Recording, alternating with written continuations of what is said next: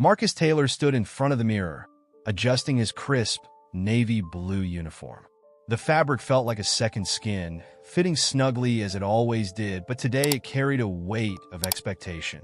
This was the day he had been waiting for, a meeting with the top executives at Skylark Airlines where he would present his case for promotion.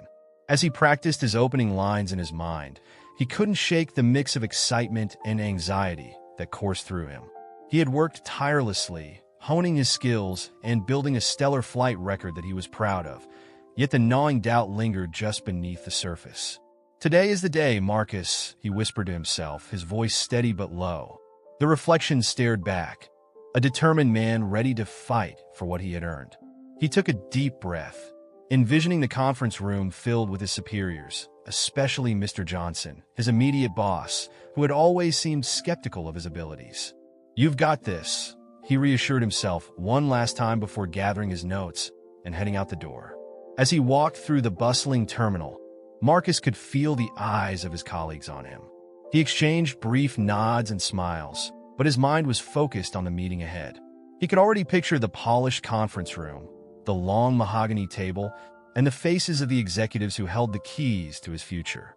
Each step felt heavy with the weight of systemic biases he had faced throughout his career. The whispered doubts about his readiness, the subtle dismissals of his achievements. Entering the room, Marcus found himself greeted by Mr. Johnson, who was seated at the head of the table.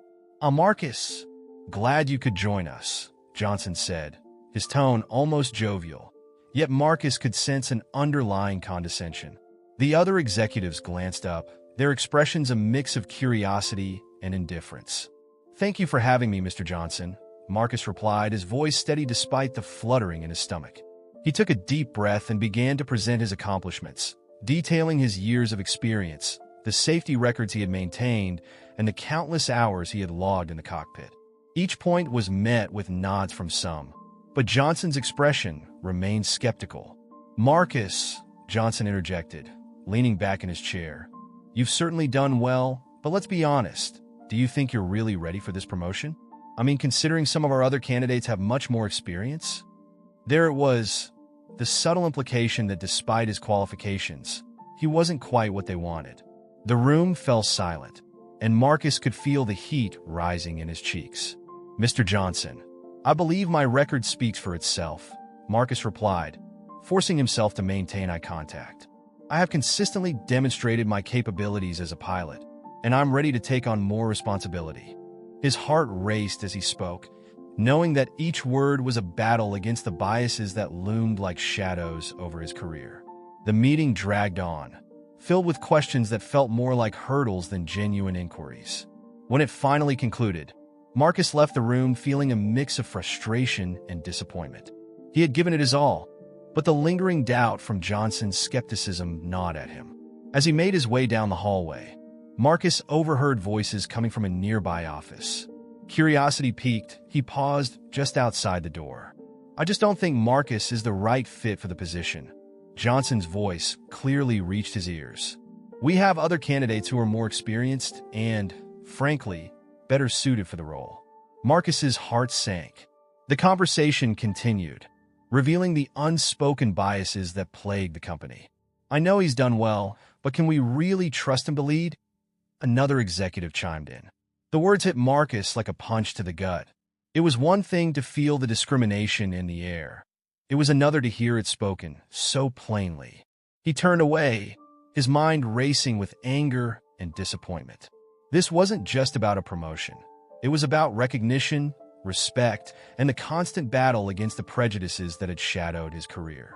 As he walked away, he felt a fire igniting within him, a determination to prove his worth, not just to them, but to himself. The journey ahead would not be easy, but Marcus knew he had to fight for his place in the skies. Marcus slouched in the cockpit's command chair, the weight of disappointment heavy on his shoulders. The bright screens of the flight instruments glowed around him, but even their luminescence couldn't dispel the shadows of frustration swirling in his mind.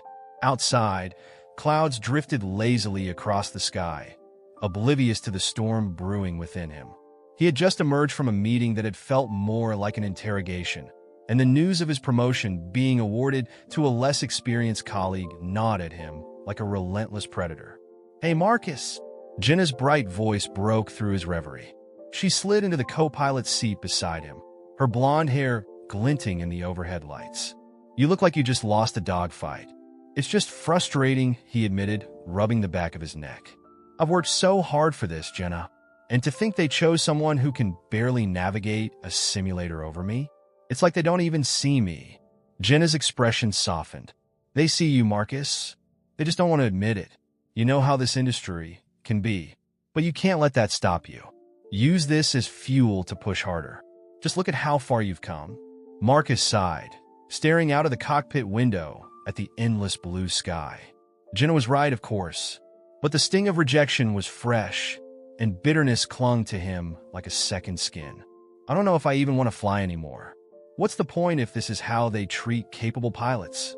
"Don't say that," Jenna countered, her tone firm. "You're an incredible pilot, and you know it. Channel all this energy into something positive. Hit the simulator more, train harder, and show them what you can do. You're not just flying for their approval. You're flying because it's your passion." Her words began to seep into his consciousness, breaking through the wall of self-doubt he had built around himself. "You're right," he said, a spark igniting in his voice. "I can't let them dictate my worth. I'll show them. I'll put in the hours, master those maneuvers, and when the time comes, I'll be ready." "Now that's the spirit." Jenna grinned, her enthusiasm contagious. "Let's hit the simulator together later. We can run through some tricky scenarios. I'll even throw in some last-minute emergencies to keep you on your toes." Marcus chuckled at the thought of Jenna's mock seriousness during those simulations. "You know, I hate it when you do that," he replied, a smile breaking through his earlier gloom. "Exactly. That's why I do it," she shot back, her eyes twinkling. "If you can handle me in the simulator, you can handle anything in the air."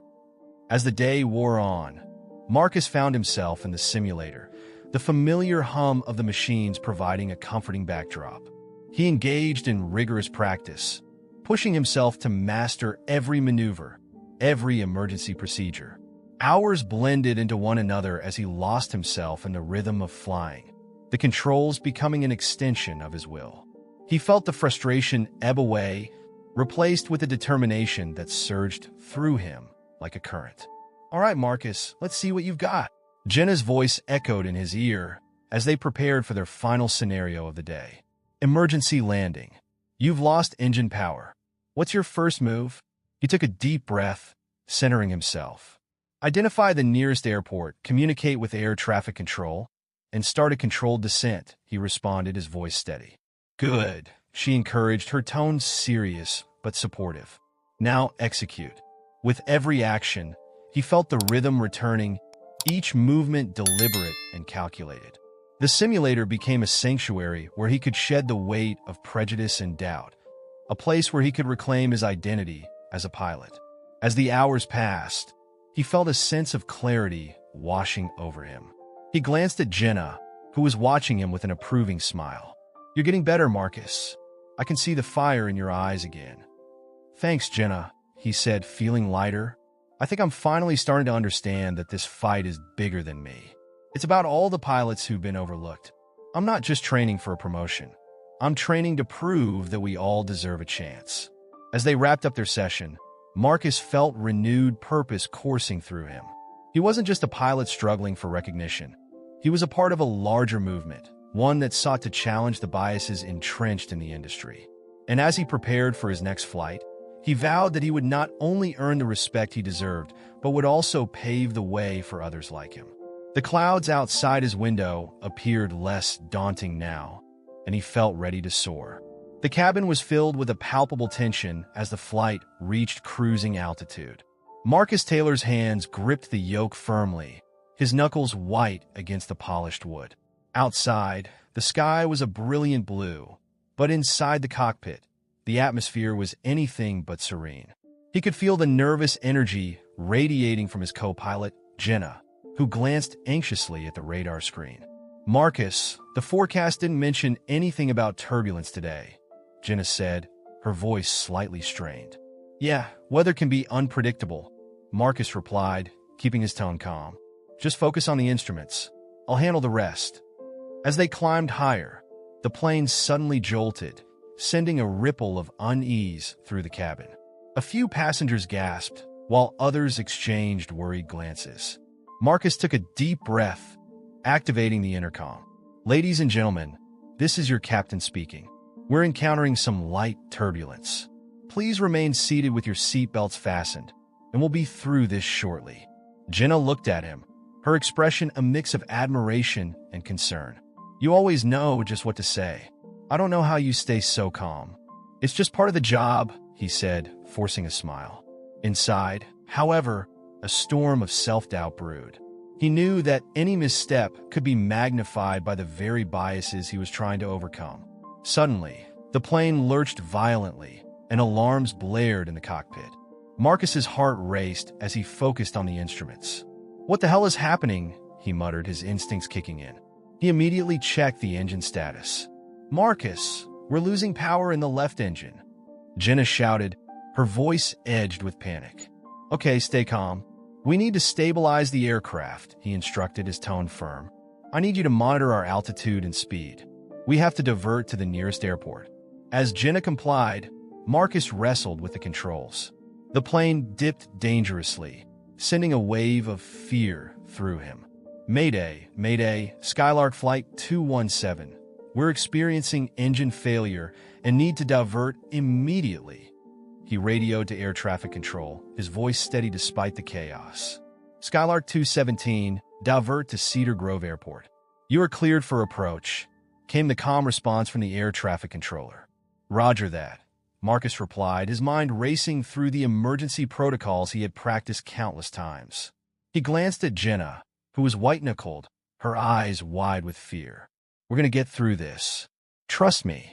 "Okay, Marcus, I'm with you," she said, swallowing hard. As they descended, Marcus felt the weight of the moment pressing down on him. Every ounce of his training surged to the forefront of his mind. He remembered the countless hours spent in the simulator, the emergency drills, and the lessons learned from seasoned pilots.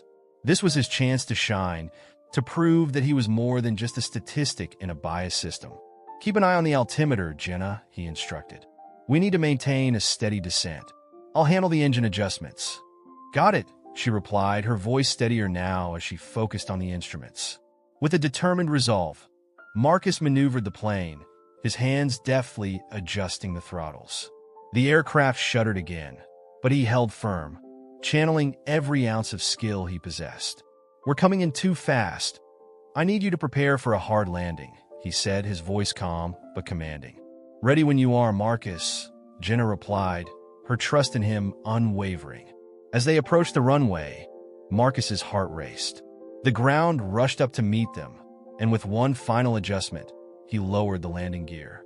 "Here we go," he shouted as they touched down with a jolt, the tires screeching against the asphalt. Relief flooded through him as the plane rolled to a halt, the engine sputtering to silence. The cabin erupted into applause, the passengers cheering as they grasped what had just transpired. Marcus glanced at Jenna, who was beaming with pride. "You did it, Marcus. You saved us," she exclaimed, her eyes shining with admiration. "Thanks, Jenna. We did it together," he replied, his heart swelling with a mix of pride and disbelief. Little did he know that this moment would reverberate beyond the confines of the cockpit, capturing the attention of those who had doubted him. As the crew prepared for the evacuation, Marcus took a moment to catch his breath. He had faced the storm and emerged unscathed, but the true test was yet to come. The atmosphere in the Skylark Airlines hangar buzzed with an electric mix of excitement and relief following Marcus's harrowing emergency landing. News of his bravery spread like wildfire, and before long, local news stations were interviewing passengers, many of whom recounted the tense moments on board and praised Marcus for his calm demeanor and expert handling of the situation. As Marcus stepped out of the cockpit, he was met with applause and cheers from crew members and ground staff alike, their faces beaming with admiration. Yet, in the back of his mind, a nagging doubt lingered. Would this recognition be enough to change the biases that had plagued his career? At the celebratory event organized for the crew, the atmosphere was jubilant, filled with laughter and shared stories of the day's harrowing events. Marcus found himself surrounded by colleagues, their words of gratitude and admiration uplifting yet bittersweet. It was a moment of triumph, but as he scanned the room, he spotted Mr. Johnson, his boss, lingering at the edge, a reluctant smile plastered on his face. "Marcus, you were incredible today." Mr. Johnson finally approached him, extending a hand. "I have to admit, I underestimated you. You handled that situation like a seasoned pro." "Thank you, sir," Marcus replied, shaking his hand firmly. "I just did what any pilot would do in that situation." "Of course," Mr. Johnson said, his tone slightly dismissive. "But you really saved the day. It's not every pilot who can keep their cool under such pressure. I'll make sure to mention this to the higher-ups." "Appreciate it," Marcus said, forcing a smile. Inside, however, he felt a tumult of emotions. The praise felt hollow, especially coming from a man who had been so dismissive of his capabilities just days before. The recognition, while gratifying, did little to erase the scars of prejudice he had faced. "Don't let him get to you," Jenna said, sidling up to Marcus after observing the exchange. Her eyes sparkled with enthusiasm. "You know what? This is your chance to make noise. Everyone here knows what you did. You can use this moment to advocate for change." Marcus turned to her, uncertainty flashing in his eyes. "But what if it doesn't change anything?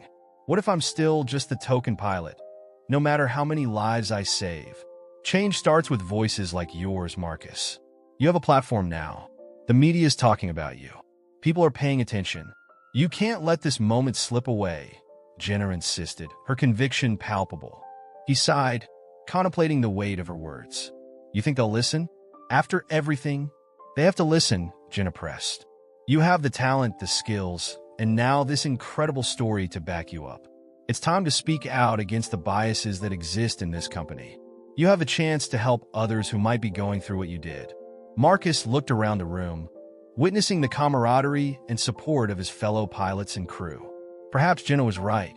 The atmosphere was ripe for change, and if there was ever a moment to seize, it was now. "Okay," he said finally, determination settling in his chest. "But I need a plan. If I'm going to do this, I need to approach it the right way." "Let's brainstorm," Jenna replied, her enthusiasm infectious. "You need to articulate the issues clearly, maybe even gather some testimonials from the crew. Show them how this isn't just about you, but about everyone who deserves a fair chance." As they shared ideas, Marcus felt the fire within him rekindle. It wasn't just about seeking personal validation. It was about redefining the culture at Skylark Airlines. He envisioned a workplace where talent was recognized and valued, regardless of race. The event wound down, but for Marcus, a new journey was just beginning. He felt a renewed sense of purpose, fueled by the admiration of his peers and the potential for systemic change. This was just the beginning of his fight for justice, not only for himself, but for every pilot who faced similar biases. As the company-wide meeting unfolded, a palpable tension hung in the air. Marcus Taylor sat at the large rectangular table, surrounded by his colleagues and superiors. The room buzzed with idle chatter, but he felt a storm brewing within him. This was the moment he had been preparing for, a chance to confront the biases that had hindered not just his career, but also the careers of many talented individuals in the company. Taking a deep breath, he stood up, his heart racing. "Excuse me, everyone," he began, his voice steady but firm. "I'd like to address something important." The room quieted, and all eyes turned to him. He could see Mr. Johnson's expression, shifting from mild curiosity to annoyance. "Go ahead, Marcus," Mr. Johnson said, a hint of condescension lacing his tone. "What's on your mind?" "Thank you," Marcus replied, gathering his thoughts. "I want to talk about diversity and the biases that persist in our workplace. We've all seen the impact of these biases on our promotion process. I believe it's essential for us to acknowledge this issue openly if we want to foster a truly inclusive environment." He glanced around the room, noticing nods of agreement from some of his colleagues. "Bias? Really? Are we going down that path?" Mr. Johnson interjected, his voice rising slightly. "We have a rigorous process in place. Promotions are based on merit, not on the color of someone's skin. But that's the issue, isn't it? Marcus countered, feeling the adrenaline surge. Merit can be subjective. How can we ensure fairness when we don't even have transparency in how decisions are made? I've worked hard, and I know I'm not alone in feeling overlooked because of who I am rather than the skills I possess. His words hung in the air, weighted with truth. Several employees shifted in their seats, murmurs of agreement rippling through the crowd. Jenna, seated at the back, gave him a supportive thumbs up, which fueled his confidence. "Marcus, I think you're misinterpreting the situation," Mr. Johnson said, his eyes narrowing. "This company values hard work, and I believe we've recognized that appropriately. Perhaps I need to prove myself." Marcus cut in, his voice unwavering. "I've done that time and again, yet I still watch as less experienced colleagues are promoted over me. I would like to propose a review of our promotion process, something that includes input from all employees, ensuring fairness and accountability." The room erupted in chatter, employees discussing the idea among themselves. Marcus felt a swell of hope. Perhaps this was the turning point he had been searching for. But Mr. Johnson wasn't ready to concede. "Marcus, while your passion is commendable, I believe this is a bit excessive," he said, attempting to regain control of the meeting. "We have trusted leaders for a reason. Change is not always necessary." "Is it not?" Marcus replied, his voice rising above the noise. "This is about creating an environment where everyone feels they have an equal shot at success. We're not just here to work. We're here to build careers. And I know many of you feel the same way." He gestured toward his colleagues, who were now nodding in agreement. As the discussion continued, Marcus felt a wave of determination wash over him. Inspired by the support he was receiving, he realized he needed to take action beyond just words. After the meeting, he gathered a small group of like-minded colleagues.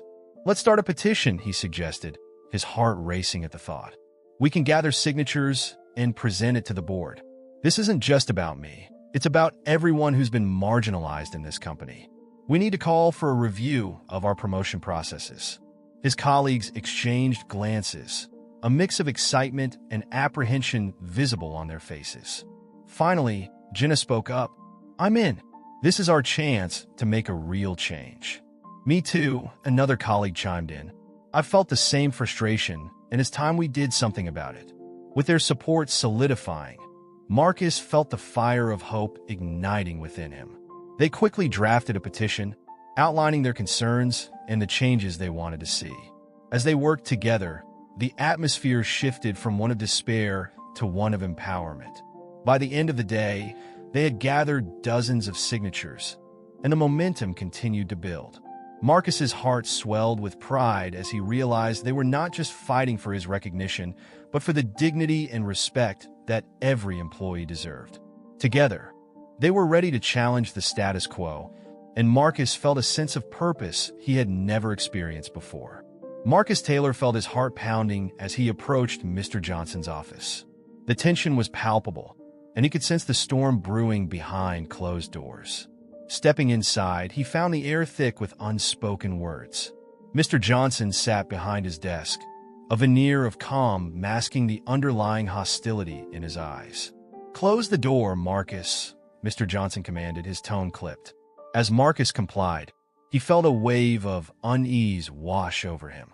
"I've heard about your little petition," Mr. Johnson continued, leaning back in his chair, fingers steepled. "You think you could just waltz in here and demand changes? You're overstepping your bounds." Marcus took a deep breath, steadying himself against the onslaught of intimidation. "I'm not overstepping anything, Mr. Johnson. I'm advocating for fairness. This company needs to address its biases, and I won't back down." Mr. Johnson's eyes narrowed. "You think you're the first to raise these issues? This is a business, Marcus. We can't just change everything because of a few complaints. You know how the industry works?" "Exactly. I do know how the industry works," Marcus replied, his voice firm, "and that's why I can't let this go. The promotion process is flawed and discriminatory. I've seen it firsthand, and so have many others. This isn't just about me. It's about creating a better environment for everyone." Mr. Johnson's facade of confidence faltered for a brief moment, revealing a flicker of concern. "You're stirring trouble, and you know it. It could cost you your career. It could also cost this company its integrity if we ignore the problem," Marcus countered, pulling out the petition from his briefcase. "Here's the petition, signed by over 50 of my colleagues. We deserve to be heard, and we deserve change." As he placed the document on the desk, Marcus felt a surge of pride mixed with apprehension. He had taken a stand, and there was no turning back now. Mr. Johnson's face flushed with anger, but he quickly masked it with a forced smile. "You think this will make a difference?" he scoffed, but his voice lacked conviction. "The board won't support you. They're not interested in your little crusade." Marcus met his gaze with unwavering determination. "We'll see about that. It's time for the board to hear the truth." With that, Marcus walked out of the office, the weight of the petition in his hands feeling like a new banner of hope. He didn't know what the future held, but he felt empowered for the first time in a long while. In the days that followed, the tension in the office was palpable. Rumors swirled, and whispers of Marcus's petition reached the ears of the upper management. On the day of the board meeting, Marcus stood in front of a sea of faces, his heart racing. "Thank you for gathering here today," he began, his voice echoing in the conference room. "I'm here to discuss the promotion process and the systemic biases that have plagued our company for far too long. This isn't just my story. It's the story of many talented individuals who have been overlooked." He spoke passionately, recounting instances where merit had been overshadowed by prejudice. As he presented the data and testimonials gathered from his colleagues, he noticed a shift in the room. Some members of the board leaned forward, intrigued, while others exchanged glances, clearly unsettled by the revelations. To Marcus's surprise, a board member named Ms. Liu, known for her progressive stance, raised her hand. "I think it's time we take a hard look at our policies. We can't ignore the evidence any longer. It's detrimental to our workforce and our reputation." The room erupted into murmurs, and Marcus felt a rush of adrenaline. Support was building, and he could sense the tide turning. After what felt like an eternity, the board voted overwhelmingly in favor of launching an investigation into the company's promotion practices. A hush fell over the room as the chairman looked at Mr. Johnson, whose face had turned ashen. "Mr. Johnson, it seems we have no choice but to hold you accountable for these findings. We'll be conducting a full review of your department," the chairman declared. With that, Mr. Johnson was dismissed, leaving the room in stunned silence. Marcus felt a wave of relief wash over him, but he also knew this was just the beginning. Weeks later, as the investigation concluded, Marcus was called into the boardroom once more. This time, the atmosphere was celebratory. Ms. Liu smiled warmly as she addressed him. "Marcus, your courage has inspired change within this company. We're pleased to offer you the promotion you rightfully deserve." Marcus's heart swelled with pride as he accepted the recognition. He had not only fought for himself, but had paved the way for future generations of pilots facing similar challenges. With his new role, he was determined to foster an inclusive environment, ensuring that no one would have to endure the same battles he had faced. As he walked out of the boardroom, he felt a sense of purpose envelop him. It was more than just a title. It was a commitment to justice, equity, and the promise of a brighter future for all at Skylark Airlines.